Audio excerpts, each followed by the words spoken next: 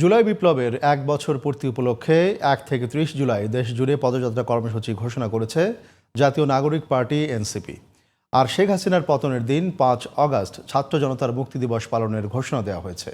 রোববার দুপুরে বাংলা মোটরে দলীয় কার্যালয়ে সংবাদ সম্মেলনে কর্মসূচির বিস্তারিত তুলে ধরেন দলের আহ্বায়ক নাহিদ ইসলাম। ৩ অগাস্ট কেন্দ্রীয় শহীদ মিনারে জুলাই ইস্তিহার পাঠের ঘোষণাও দিয়েছেন তিনি। হাসান আল মামুনের রিপোর্ট। গণ অভ্যুত্থানের ১ বছর পূর্তি উপলক্ষে রোববার রাজধানীর বাংলা মোটরে দলীয় কার্যালয়ে সংবাদ সম্মেলন করে জাতীয় নাগরিক পার্টি।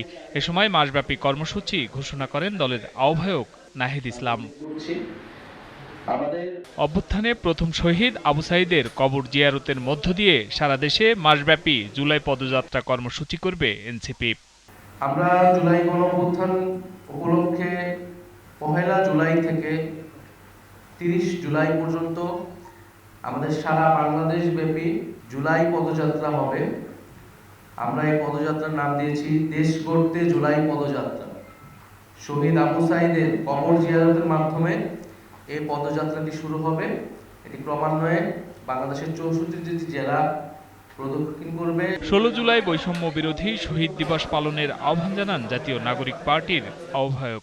১৬ই জুলাই যেদিন শহীদ আবু সাঈদ শহীদ হন, এই জুলাই গণঅভ্যুত্থানের প্রথম শহীদ, এবং তার শহীদ হওয়ার মধ্য দিয়েই আমাদের যে জুলাই গণঅভ্যুত্থান শহীদের যে মিছিল, সেই মিছিলটি আসলে শুরু হয়েছে।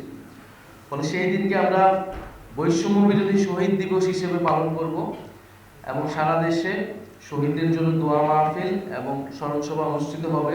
জুলাই ঘোষণাপত্র দিতে সরকারের ব্যর্থতার অভিযোগ এনে শেখ হাসিনার পদত্যাগে এক দফার ঘোষণার দিন ৩ আগস্ট কেন্দ্রীয় শহীদ মিনারে জুলাই বিপ্লবের ঘোষণাপত্র ও ইশতেহার পাঠের কর্মসূচি দেন নাহিদ ইসলাম। এই বছর ৩রা আগস্ট শহীদ মিনারে ছাত্র জনতার জুলাই ঘোষণাপত্র ইশতেহার পাঠ কর্মসূচি অনুষ্ঠিত হবে।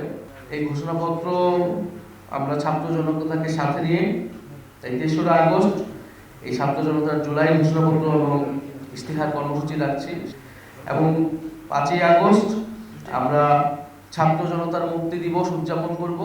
৮ আগস্ট সরকার ঘোষিত নতুন বাংলাদেশ দিবস বাতিলের আহ্বান জানানো হয় সংবাদ সম্মেলন থেকে। Hasan Al Mamun, GTV news, Dhaka.